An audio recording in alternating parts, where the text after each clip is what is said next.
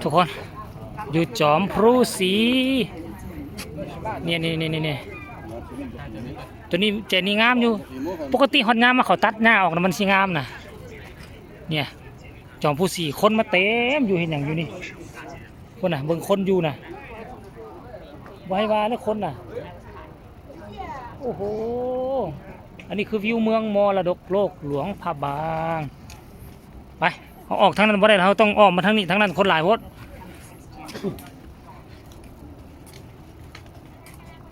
นี่ทุกคนทางด้านนี้กับสนามบินน้ำค้านเลี้ยวซ้ายไปนี่ก็ได้มันคนตันวะลงได้อยู่ดอกไปทุกคนลงจากภูสีเลยเด้อ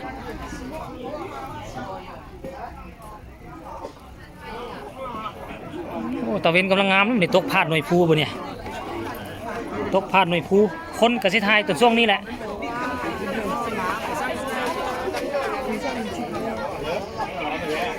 เบิ่งเนี่ยวิวพระราชวังก็งามงาม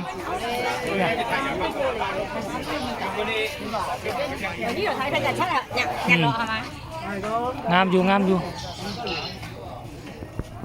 อันนี้คือวิวพระราชวังได้เด้อ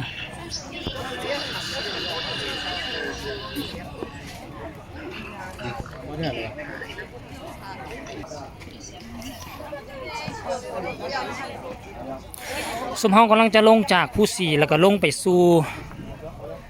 อันตลาดมืดตอนเขาขึ้นมากำลังตั้งโต๊ะตั้งเต้นปิดทางลงไปตอนนี้ก็น่าจะสำเร็จเรียบร้อยแล้วแหละตอนลงสบายอยู่ตอนขึ้นมันนั่นเนาะลำบากแต่ว่าแขกส่วนใหญ่จะบ่ลงทางนี้แขกจีนจะลงทางด้านหลังคือเกาขึ้นทางใด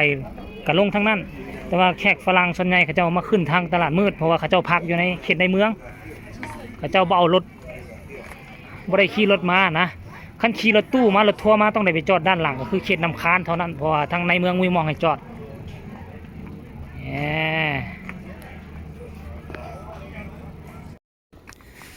ลงมาฮอดครึ่งหนึ่งเลยเด้อทุกคนเด้อลงมาฮอดครึ่งหนึ่งต้นโพตัวนั้นเนี่ยเอามาจากอินเดียมาได้เป็น100 กว่าปีตัวบ่ใหญ่ไปเอาเบี้ยมาจากอินเดียพุ่นเด้เซิร์นกันมาเอาพามเซิร์นมาอย่างดีเลย100 ปีได้ซ้ำนั่นแต่ว่าอันเบื้องต้นอันนี้นี่ต้นจำปานี่ก็เกือบเป็น100 ปีปลูกพร้อมกันสร้างภูสีนี่มันยังอยู่ได้จนจำปานี่อายุบ่ธรรมดาปานเขาวงกต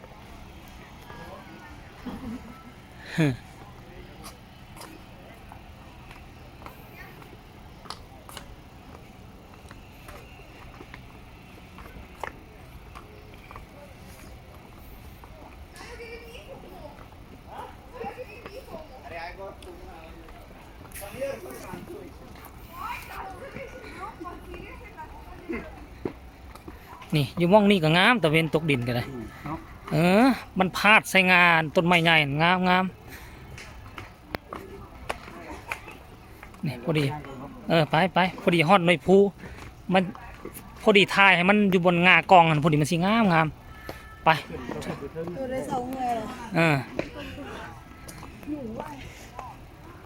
นี่ตะเวนตกดินขั้นผู้ใดเมื่อยแล้วก็บ่จำเป็นต้องขึ้นทั้งสั้นเทิงก็ได้มาขึ้นสั้นลุ่มนี่ทุกคนโอ้เขาเจ้าเฮ็ดปูพื้นใหม่นี่ปูใหม่วะนี่ได้เรื่องอยู่นี่ทุกคน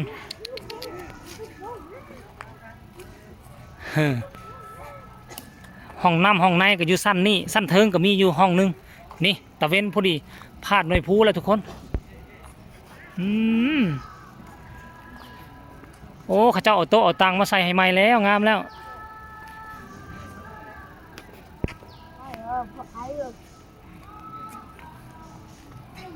อยู่นี่คนโบราณคักกว่าอยู่เทิงสังแอดพด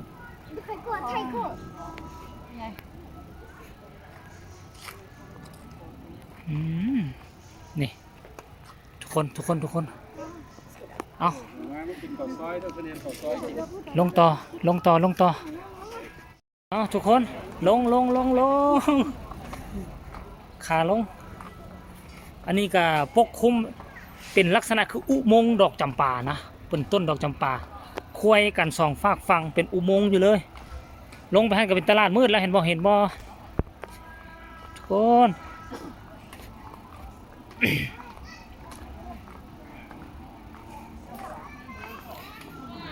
ป๋าแขกกำลังขึ้นมาทางนี้ก็หลายบ่เนี่ยยูทูบเบอร์อินเดียพุ่นเด้สบายดีฮัลโหล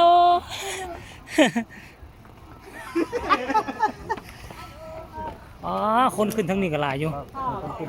เออเบิ่งทุกคนขึ้นฝั่งนั้นหลายกว่าแต่ว่าขึ้นทางนี้จะมีน้ำท่ว2ทั่ว 벌써 신호가 오는데요. ลงมาจากภูสีแล้วทุกคนตอนนี้พวกเขามาฮอดนี่แล้วนี่โอ้ยนี่นะตลาดมืดกำลังปิดทำการเห็นไหมทุกคนอันนี้คือพระราชวังหลวงพระบางหันมาด้านนี้ก็เป็นอันนี้เห็นบ่นี่อันนี้หอพระบางทุกคนโอ้ยงามอยู่ทุกคนไปสรุปแล้วเขาก็สิลงไปแล้วก็ไปเอารถเฮาแล้วนะบัดนี้คลิปนี้ก็น่าจะฝากฝังไว้สำนี้เด้อทุกคนเด้อ